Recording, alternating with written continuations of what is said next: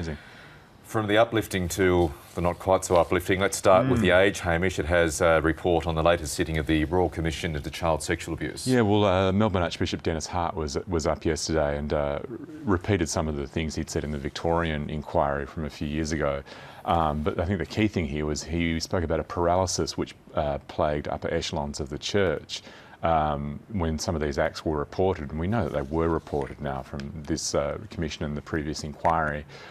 So this is one of the things, no matter what, I mean, Archbishop Hart is saying it was one of his predecessors, Frank Little, who held the office from 74 to 96, was responsible for a lot of this. And when victims and families hear that, they get really angry. So there's not much really the Catholic Church can say that's going to, make it anyone happy about this. So, but I mean, Archbishop Hart is probably very, very well right about this, because they post 1996. They did implement measures to try and take steps to deal with some of this anyway, and how successful or not that's been will be the subject of more inquiry, no doubt, and when George Pell appears in the coming weeks. Whom he didn't criticise. That's right. It's following a similar pattern to what we saw in the Victorian inquiry as well, where they were a lot of blame was put on people who aren't there to be able to answer for themselves. Let's go to the story. It's in most of the papers, including the Sydney Morning Herald this morning. The Productivity Commission's call for older Australians to sell the family home to get money for themselves and also free up the housing market. How are they justifying this? Well, as we were just saying off air, one of the key lines in this report is it's sad and perverse, apparently. That's one of the lines from the Commissioner. That she says it's sad and perverse that a lot of low-income Australians live in this family home, often valued, excess of $1 million, while at the same time having to scrimp and save to live each week. It's a very poor turn of phrase to use, I think. Yeah, I think a lot of people are going to be very put off by this report. I mean, if you're healthy and fit enough to be able to stay in the family home, why not? Why should you? Why should you get out to free up the housing market or have extra money to spend? That's certainly the view of lots of people who are getting in touch with us this morning.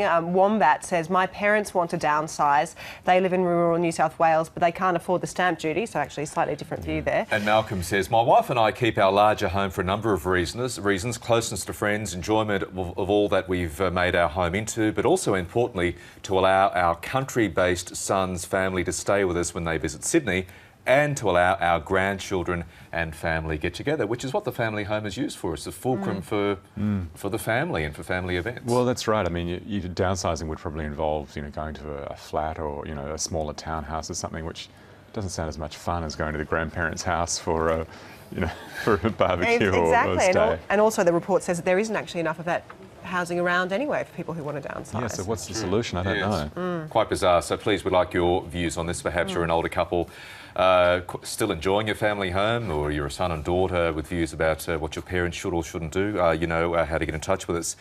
Let's go to the Sydney Morning Herald and the Financial Review. There's an ongoing series by Peter Harcher in the Fairfax papers, which is actually pretty interesting. It's talking about the final days of the Abbott government and what went wrong. And today is about the former Chief of Staff Peter Credlin. But this one, Tony Abbott has responded to yesterday's article with an interview saying he has no regrets about what he's done. And so I find this very interesting with our ex-prime ministers in the immediate aftermath still speaking about how they would, or in this case, wouldn't have done things any differently at all. Today's series is focusing particularly on Peter Credlin. Again, we're hearing lots and lots of criticism from some ministers, some named in the piece, about her style and the influence that she actually had over the Prime Minister. Yeah, well, Erica Betts has been named as one of the people that was put off, and found it very difficult to communicate with the Prime Minister from the very start, before they were in government even. Barnaby Joyce, the Agriculture Minister, has very strongly criticised Peter Credlin as part of this series. He in fact joins us on the show to talk about that and a number of issues next hour, so interesting to chat to him. Been looking forward to the rest of this series, actually. Let's finish up appropriately with Tim Tams. Who's hungry? do you actually sip coffee or tea through a Tim Tam like some people do? No, but I know people who do. That's so gross. But anyway, there's a blockade of Tim Tams apparently.